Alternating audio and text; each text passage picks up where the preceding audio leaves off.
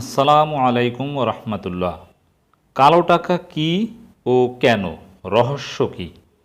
কালো টাকার সাথে জামাত ইসলামের সম্পর্ক ও আকিদা। কালো টাকা বিশ্লেষণ। কালো টাকা, ব্ল্যাক মানি, এই পরিভাষাটা যখন বিশেষ করে বাংলাদেশে একটা নতুন অর্থ বছরের বাজেট পেশ করা হয়, সংসদে বাজেট আলোচনা হয়, উপস্থাপন করার পর এই সময়টা কালো টাকা কিংবা ব্ল্যাক মানি শব্দটা বা পরিভাষাটা ব্যাপকভাবে আলোচিত হয়, ব্যাপকভাবে ইউজড একটা পরিভাষা। রাজনৈতিক কর্মী থেকে শুরু করে অর্থনীতিবিদ তারা তো আছেই, এমনকি সাধারণ জনগণও এই আলোচনায় অংশগ্রহণ করে যে কালো টাকা, বিশেষ করে এটা এভাবে ব্যবহৃত হয় যে কালো টাকা সাদা করার সুযোগ থাকবে কি থাকবে না, ব্ল্যাক মানি হোয়াইটেনিং করার সুযোগ থাকবে কি থাকবে না। তো এ কারণে আমি বিষয়টা আলোচনা করব মূলত তাদের উদ্দেশ্যে, বিশেষ করে ইসলামপন্থী বিভিন্ন অ্যাক্টিভিস্ট, জামাত ইসলামীর নেতা কর্মী, অনেকেই, যেমন এই যে নতুন অর্থ বছরের বাজেট, এটা জামাত ইসলামী অফিসিয়ালি প্রত্যাখ্যান করেছে, তারা মিছিল করেছে, বিক্ষোভ করেছে। জামাত ইসলামীর জেলা পর্যায়ের, মহানগর পর্যায়ের বিভিন্ন নেতৃবৃন্দের এই বাজেট সম্পর্কে অনেক সময় কথা বলতে হয়, রাজপথে কথা বলতে হয়, অথবা ইন্টারনাল আলোচনায় কথা বলতে হয়। তখন এই কালো টাকা সাদা এইসব বিষয়ে সমালোচনা করতে হয়, কিন্তু এরা বোঝে না যে কালো টাকা সাদা আসলে কি, অথবা কালো টাকাই বা আসলে কি। এমনকি জামাত ইসলামী বা বিভিন্ন ইসলামী সংগঠনের যে দাওয়াতি কাজ, যেমন জামাতের দাওয়াতি পক্ষ চলছে, দাওয়াত দিতে গিয়ে বিভিন্ন প্রশ্নের মুখোমুখি অনেক সময় হতে হয়, অথবা বিভিন্ন দলের বিভিন্ন সমালোচনা অনেক সময় করতে হয়, তখন কিন্তু এই কালো টাকার প্রশ্নটাও এসে যেতে পারে, যেহেতু বর্তমান সময় এটা খুব আলোচিত একটা বিষয়। তো এই কারণে আমি কালো টাকা কী ও কেন, রহস্য কী, সমস্যা কী, এটা একটু সংক্ষেপে আলোচনা করব, যাতে ইসলামপন্থীদের জ্ঞানের খোরাক মিটবে। এবং এই মুহূর্তে এটা ইসলামপন্থীদের জানা খুবই প্রয়োজন, যেটা অনেকেই হয়তো বা জানে না। যারা জানে দ্যাটস গুড।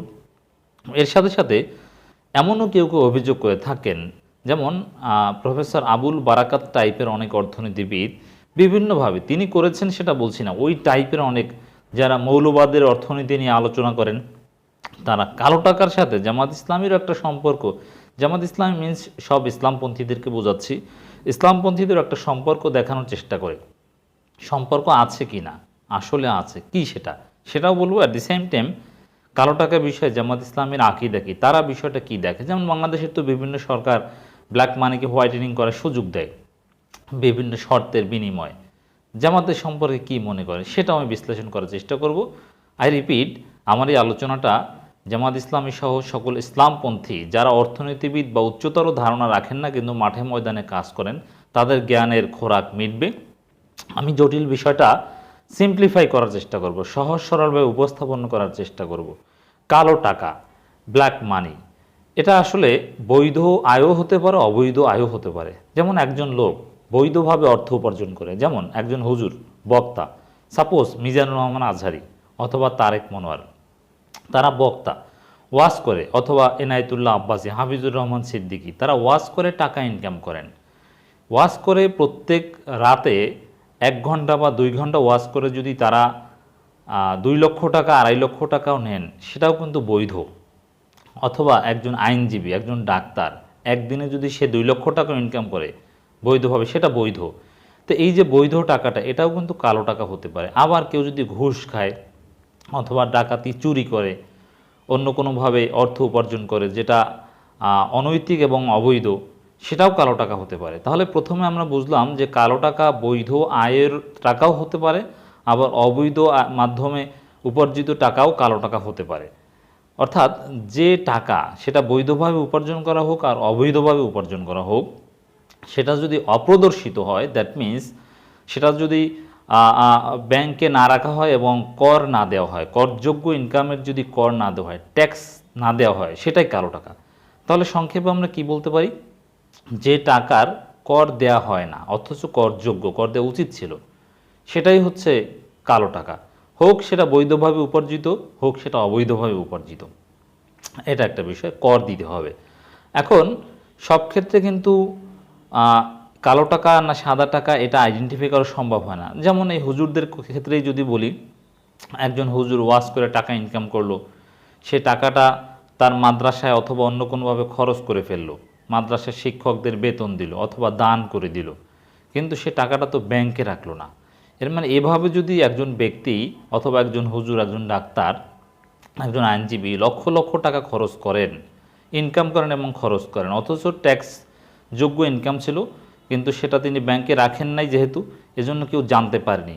এজন্য অনেক ক্ষেত্রেই কালো টাকা আইডেন্টিফাই করা সম্ভব হয় না। এখন এই যে কিছুদিন আগে একটা ঘটনা ঘটে গিয়েছিল, 116 জন হুজুরের তালিকা করেছিল ঘাতক দালাল নির্মূল কমিটির গণকমিশন। তারা তাদেরকে ধর্ম ব্যবসায়ী বলেছিল। তাদের যুক্তি মূলত ছিল এটাই, তারা ওয়াজ করে অনেক টাকা ইনকাম করে, অনেকেই টাকাটা ব্যাংকে রাখে না। তো ব্যাংকে না রাখলে তো সেটা সরকার জানতেও পারে না, প্রমাণ করা সম্ভব হয় না এবং সম্ভব হবেও না প্রমাণ করার। তো এটাকে তারা বলছে ধর্ম ব্যবসা, দ্যাট মিনস কালো টাকা, যে তারা অপরদর্শিত আয় করে কিন্তু প্রদর্শন করে না এবং করও দেয় না। তো এটাকেই তারা ধর্ম ব্যবসা হিসেবে চিহ্নিত করার চেষ্টা করেছিল।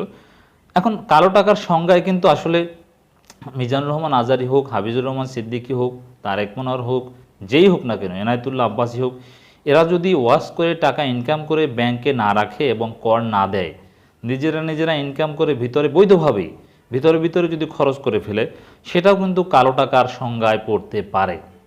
যদিও রাষ্ট্রীয়ভাবে অথবা বাজেট অধিবেশনে যে কালো টাকার আলোচনা, এই আলোচনা রাঘব বলদের আলোচনা, এটা বড় অ্যামাউন্টের আলোচনা, এটা বক্তা বা হুজুরদের ছোট ছোট অ্যামাউন্টের আলোচনা নয়। তা এখন এটা হচ্ছে কালো টাকা। এই কালো টাকা কেন হয় সেটাও তো বললাম, বৈধও হতে পারে, অবৈধও হতে পারে। এটাই হচ্ছে কালো টাকার রহস্য। এর মানে একজন সুনাগরিক, সে হুজুর হোক আর ডাক্তার হোক আর আইনজীবী হোক, সে বৈধভাবে টাকা উপার্জন করলেও সেটা প্রদর্শন করা উচিত যদি করযোগ্য হয়, এবং সেটা ট্যাক্স দেওয়া উচিত। এটা কিন্তু একটা সুনাগরিকের গুণাবলী। এখন কালো টাকার সাথে জামাত ইসলামের সম্পর্ক কী? জামাত অর্থনীতি বা এই বিষয় তো ডিল করে। মাওলানা আব্দুর রহিমের এই বিষয়ে কেতাব রয়েছে, মাওলানা মওদুদীর এই বিষয়ে বিভিন্ন কেতাব রয়েছে, জামাত ইসলামের সরাসরি ঘোষণা রয়েছে, বিভিন্ন বাজেট অধিবেশনে বিভিন্ন সময় বিভিন্ন কথা বলেছে। বিশেষ করে বাংলাদেশ স্বাধীন হওয়ার পর থেকে সব সরকারই কোনো না কোনোভাবে, অথবা শুধু বাংলাদেশ না, পৃথিবীর বিভিন্ন দেশের সরকার কালো টাকাকে সাদা করার সুযোগ দেয়। কখনো কখনো 6% বা 7% ট্যাক্স দেওয়ার বিনিময়ে, কখনো কখনো 15% ট্যাক্স দেওয়ার বিনিময়ে, কখনো কখনো হাউজিংয়ে বা কোনো মেগা প্রজেক্টে ইনভেস্টমেন্টের বিনিময়ে। এর মানে সরকারগুলো, বিশেষ করে গণতান্ত্রিক দেশের সরকারগুলো শর্ট টার্ম চিন্তা করে, তার দীর্ঘমেয়াদে কালো টাকা অর্থনীতির জন্য, দেশের জন্য ক্ষতিকর। কালো টাকা অনৈতিক, কালো টাকা অর্থনীতির জন্য ক্ষতিকর। অনৈতিক তো বটেই, কারণ অবৈধ বেশিরভাগ ক্ষেত্রে যে কালো টাকা সাদা করা প্রশ্ন আসে, এটা অনৈতিকভাবে পাচার করা অর্থ, দেশের মধ্যে না। ইনকাম করে যে সিন্দুকের মধ্যে রেখে দিয়েছে ওই কালো টাকা, শুধু ওইটা না, বিদেশে পাচার করে দিয়েছে, এইটাই সাদা করার প্রশ্ন আসে বেসিক্যালি। তো এটা নৈতিকভাবে তো এভাবে করতে পারলে দুর্নীতি যারা করে তারা তো অনুপ্রাণিত হয়, এবং কোনো দেশেই এতে তেমন সুফল পায়নি। খুব কম পরিমাণ টাকাই সাদা করেছে, বরং অনেক দুর্নীতিবাজ এতে প্রতিষ্ঠা পেয়েছে। কারণ এটা তো সহজ একটা সুযোগ যে টাকা পাচার করবে, টাকাটা অল্প কিছু কর দিয়ে আবার নিয়ে আসবে, তখন সে ধনী হয়ে গেল। এই জন্য নৈতিকভাবে এটা মোটেও সমর্থন করা যায় না। অধিকাংশ অর্থনীতিবিদ কোনো সময় এটা সমর্থন করেন না। রাজনৈতিকভাবেও বিভিন্ন দল এটা করে থাকলে রাজনৈতিক স্বার্থে এটা করে থাকে। তো বাংলাদেশ স্বাধীন হওয়ার পর থেকে বেশিরভাগ সরকারই কালো টাকা সাদা করার সুযোগ ডিরেক্টলি আর ইনডিরেক্টলি দিয়েছে। এমনকি সাবেক অর্থমন্ত্রী সাইফুর রহমান, তিনি 1991 সালে অর্থ মন্ত্রণালয়ের দায়িত্ব নিয়ে তিনি ঘোষণা করেছিলেন যে এটা সম্পূর্ণ অনৈতিক, কালো টাকা সাদা করার সুযোগ দেওয়া যাবে না, দেননি।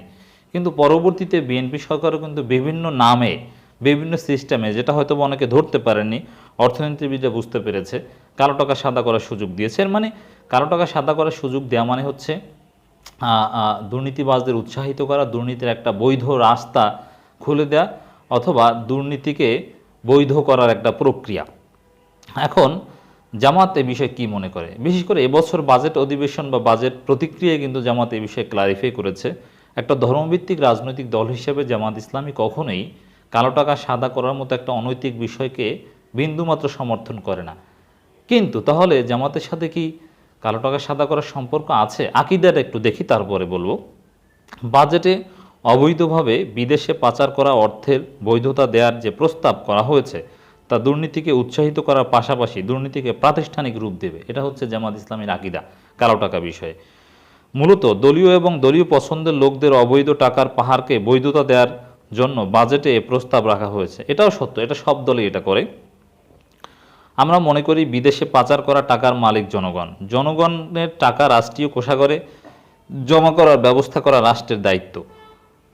কর দিয়ে পাচার করা অর্থের বৈধতা দেওয়ার কোনো সুযোগ নেই। এর মানে জামাত ইসলামী মনে করে যে বিদেশে কেউ টাকা পাচার করলে সেটা ফিরিয়ে এনে জনগণের মধ্যে বা রাষ্ট্রীয় কাজে ব্যয় করা এটা রাষ্ট্রের দায়িত্ব।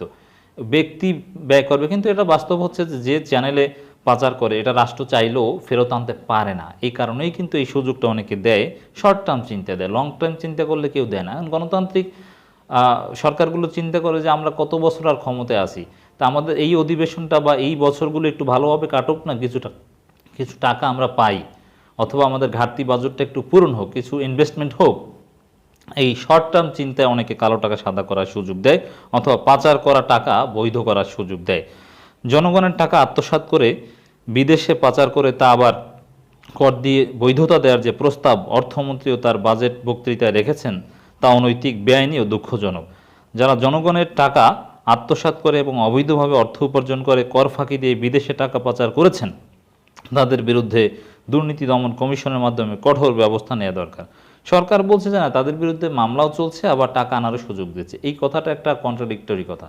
একদিকে তাদের টাকাটা তাদের কাছেই তো থাকবে, এমনি অল্প 6% বা 15% যদি কর দেওয়া হয়, এটা তো কোনো শাস্তি না। যদি এরকম হতো যে বিদেশ থেকে পাচারকৃত কালো টাকা দেশে ফিরিয়ে আনবে, 90% 95% কর দিতে হবে, আর 5-10% সে খেতে পারবে, তাহলে একটা যৌক্তিকতা ছিল। কিন্তু সেটাও কিন্তু করা হয়নি, নামমাত্র কর। বাংলাদেশের অর্থনৈতিক উন্নয়নের শ্রমিকের এটাই হচ্ছে কালো টাকা বিষয়ে জামাত ইসলামীর আকীদা। এখন প্রশ্ন হচ্ছে, জামাতের সাথে সরাসরি তো কোনো কালো টাকার কোনো সম্পর্কে প্রশ্নই আসে না। জামাতের দলীয় যত ফান্ড অথবা আয়ের উৎস, এগুলো একেবারে শতভাগ স্বচ্ছ, একটা পয়সাও সেখানে কালো টাকা তো দূরের কথা, কোনো অন্যায় বা কোনো দুর্নীতির সাথে সম্পর্কেও দেখাতে পারবে না। কিন্তু জামাতপন্থী অনেক ব্যবসায়ী না, বিশেষ করে অনেক ওয়াজিং হতে পারে, যারা বৈধভাবে টাকা উপার্জন করে, হতে পারে, এটা আমি বিশ্বাস করি, হতে পারে বৈধভাবে অর্থ উপার্জন করে সেটা ব্যাংকে রাখেনি, ভিতরেই খরচ করে, তারা ট্যাক্স দেয় না। এটা যে কোনো ইসলামপন্থীদের হতে পারে, কৌমি আলেমুলামা যারা মাদ্রাসা পরিচালনা করে ওয়াজের টাকা দিয়ে, তাদের মধ্যে আরও বেশি। তা আমি মনে করি তাদের উচিত টাকাটা ব্যাংকে রেখে অথবা যেভাবেই হোক না কেন হিসাব করে নভেম্বর ডিসেম্বর মাসে কর দিয়ে দেয়া।